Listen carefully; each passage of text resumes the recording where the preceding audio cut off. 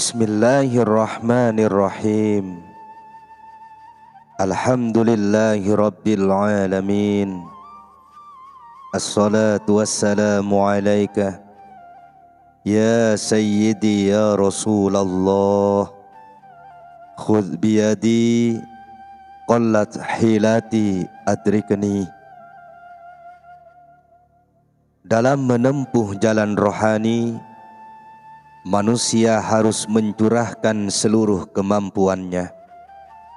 Tetapi hal ini bukan berarti terlalu yakin dengan kemampuan diri, karena justru pada akhirnya segala kedirian harus dienyahkan. Itulah sebabnya Rumi meski menganjurkan untuk mengerahkan seluruh kekuatan, mengingatkan bahwa segala usaha dan kekuatan yang dia miliki sepenuhnya berasal dari rahmat dan inayah atau bantuan Tuhan. Manusia rohani harus memiliki himmah untuk mencapai derajat ketinggian, tetapi dia harus juga jangan lupa bahwa hal itu bagaimanapun juga berasal dari himmah Tuhan.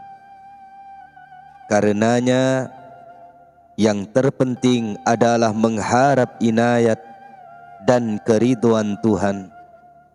Sebab menurut sabda Nabi, suatu perbuatan yang dilakukan orang dan menjadikannya ridho sama dengan seluruh amal kebaikan yang dilakukan jin dan manusia. Sebutir debu ridhonya lebih baik dari 1000 amalan hamba yang soleh. Karenanya setan akan mengangkat tembok-tembok kesolehan, bahkan 200 tembok meskipun, dan dia akan selalu membuat sebuah jalan. Non-wujud adalah lautan dan dunia busa. Dialah Sulaiman dan rombongan semut. Campuran sungai mewujudkan busa, Iran dan Turan hanyalah 2 bercaknya. Dalam campuran ini, beritahu aku apa arti usaha? Mengapa orang-orang yang sabar memamerkan kesabarannya? Sungai telah menjadikan indah yang buruk, gelombang telah menjadikan manis yang pahit. Inayat adalah salah satunya dan lainnya usaha. Para nabi tidak mencapai derajat kenabian melalui usaha. Mereka menerima warisan kebaikan karena inayah. Kehendak Tuhan menginginkan perjuangan hidup dan kebajikan bagi dia yang mencapai derajat kenabian. Hal ini hanya dimaksudkan bagi orang awam, supaya mereka mempercayai para nabi dan kata-kata mereka. Sebab orang awam tidak dapat melihat yang batin, mereka hanya dapat melihat yang zahir. Tetapi melalui yang zahir, mereka dapat menangkap yang batin sebagai perantara dan sarana. Sungguh ridho Allah adalah muara. Tetapi, oh kawan, kerahkan dirimu, jangan hanya menautkan diri pada ridho. Meninggalkan usaha berarti kelemahan. Layakkah si lemah menjadi prajurit rohani? Jangan berpikir tentang penerimaan atau penolakan, oh anak muda, tetapi berpeganglah pada perintah dan larangannya.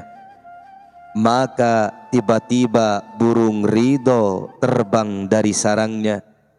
Manakala kau jumpai pagi hari, kau dapat mengeluarkan lilin. manusia menganggap bahwa dia dapat bertumpu pada sifat-sifat pemahaman dengan daya kemampuannya sendiri dan jihad. Setelah berjuang sekuat tenaga dan mengerahkan segala usaha serta menggunakan semua sarana, dia hanya akan terjerembab dalam keputusasaan. Lalu Tuhan berkata padanya, "Engkau menganggap dirimu mampu melakukan tugas ini hanya dengan mengandalkan kekuatanmu sendiri, dengan amal dan usahamu sendiri.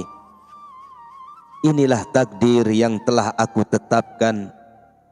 Pertaruhkan segalanya dalam menempuh jalan kami, lalu karuniaku akan menghampirimu.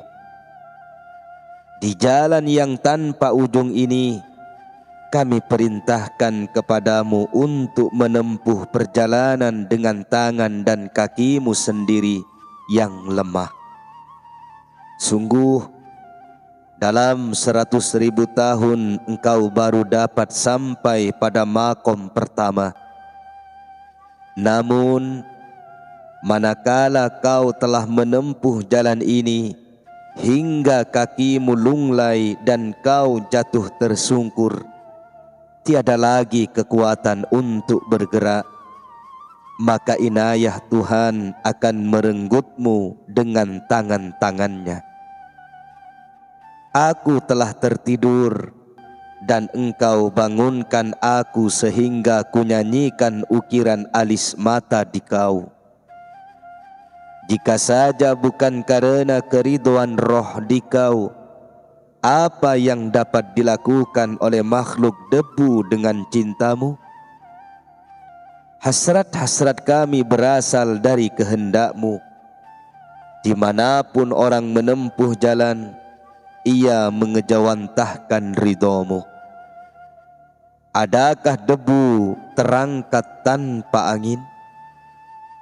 Adakah sebuah perahu berlayar tanpa lautan? Setiap orang melihat yang tak terlihat dalam persemayaman hatinya dan bergantung pada seberapakah ia menggosoknya. Bagi siapa yang menggosoknya hingga kilap, maka bentuk-bentuk yang tak terlihat semakin nyata baginya. Jika kau berkata, kesucian adalah karunia Tuhan, baiklah, keberhasilan dalam menggosok hati ini juga berasal dari berkah Tuhan. Seseorang yang berjuang dan berdoa dalam keluasan rohani ini, dan bahwa manusia tidak memperoleh selain apa yang telah diusahakannya. Quran surat ke-53 ayat 39. Tuhanlah yang mengendalikan hasrat. Tiada seorang pengemis yang malang bercita-cita menjadi raja. Penjahit masa tidak pernah menjahit sebuah pakaian bagi sembarang orang tanpa memotong-motongnya menjadi lembaran-lembaran. Lihatlah 1000 orang bodoh yang sederhana di dunia ini, membayar iblis dengan emas karena penderitaan. Bunga-bunga yang beraneka warna ini adalah makanan yang manis bagi matamu. Kau memakannya dan dia memberimu pipi kuning. Oh, engkau yang memeluk bangkai dengan mengatakan, sayangku. Di akhir pelukan, bekulah jasad dan menggigillah jiwa. Biasakan diri bersama Tuhan, karena manakala waktumu tiba, kau akan menyatu dengan bangkai-bangkai itu. Jangan pancangkan kakimu di atas permadani bumi yang mempesona ini, karena ia adalah sebuah tempat tidur yang terpinjam.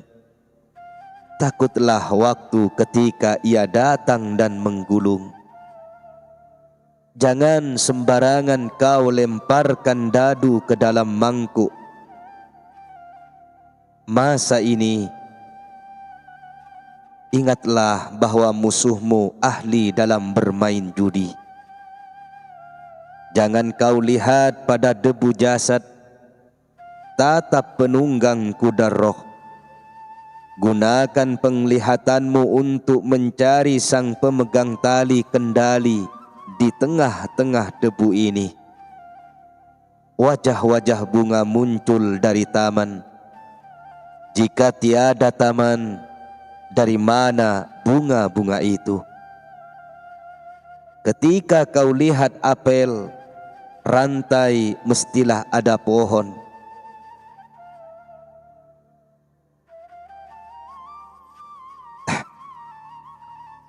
Ketika kau lihat apel, rantai mestilah ada pohon. Apel ini hanya sebuah tamsilan, bukan untuk dimakan. Milikilah hasrat tinggi mencuat. Jangan kau biarkan ia rendah hina, karena para pelayan raja akan mengusirmu. Enyahlah, diam, jangan lagi bicara. Bicaralah tanpa kata-kata, seperti para malaikat yang bersemayam di atas atap kaca.